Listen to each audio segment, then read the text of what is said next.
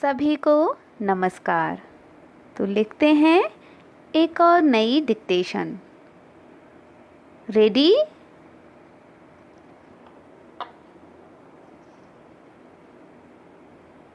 Start.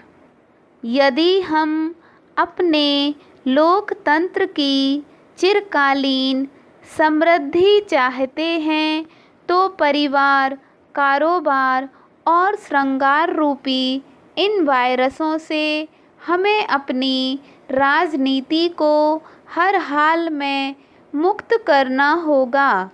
इस दिशा में आज एक सकारात्मक और संवेदनशील संवाद की ज़रूरत महसूस हो रही है।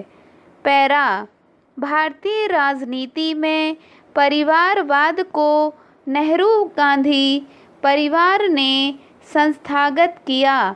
इसमें कोई दो राह नहीं कि सिर्फ नेहरू की पुत्री होने के कारण इंदिरा गांधी को केंद्र में मंत्री बनाया गया। निश्चित रूप से ऐसा नहीं है कि सिर्फ एक परिवार में जन्म लेने के कारण आप राजनीति में आने के लिए योग्य हो जाते हैं, लेकिन सत्ता की संरचना में इस प्रकार से पिछले दरवाजे से प्रवेश पर चर्चा तो होनी ही चाहिए।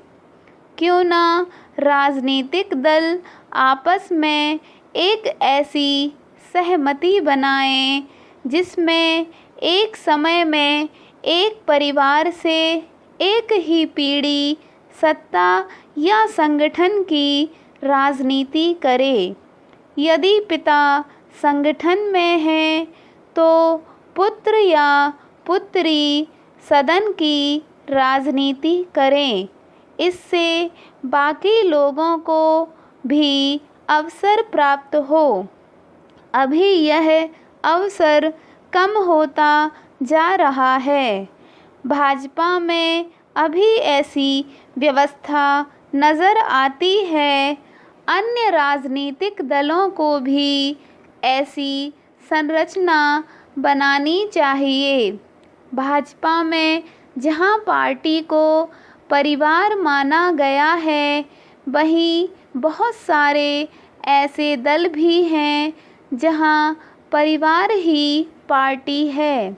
आखिर इस पर एक मुक्त राजनीतिक विमर्श क्यों नहीं होना चाहिए कि कई राजनीतिक दलों का स्वरूप पार्टी ही परिवार वाला क्यों है? दुख की बात है कि लोगों ने जमात से विमर्श प्रारंभ किया, जाति पर ठहरे और परिवार पर आकर रुक गए। परिवार की राजनीति करने वालों को याद रखना चाहिए कि इतिहास अपने मूल्यांकन में निष्ठुर रहता है। समाज के नाम पर सिर्फ और सिर्फ अपने परिवार को सत्ता के करीब रखने वालों को इतिहास अपने अध्यायों में याद रखेगा और बार बार एक न्यायपूर्ण व्यवस्था की याद दिलाता रहेगा। पैरा। आज भी लोग दीनदयाल उपाध्याय, कर्पूरी ठाकुर और भोला पासवान शास्त्री जैसे नेताओं की सादगी को याद करते हैं। अब तो लगता है कि राजनीति में सादगी का दौर ही एक तरह से समाप्त हो रहा है। एक समय सादगी ही राजनेताओं का श्रृंगार हुआ करती थी, किंतु दुख की बात है कि आज बड़ी गाड़ियां, बड़े बंगले और सुरक्षा कर्मियों की फौज से नेताओं को आनंद आने लगा है। यहाँ अटल बिहारी वाजपेयी जी का स्मरण आता है। कई अवसरों पर उन्होंने ज़मीन पर भी सोने में गुरेज नहीं किया। कर्पूरी ठाकुर के बारे में कहा जाता है कि मुख्यमंत्री होने के बावजूद उनका जीवन बड़ा सादगीपूर्ण था। स्टॉप।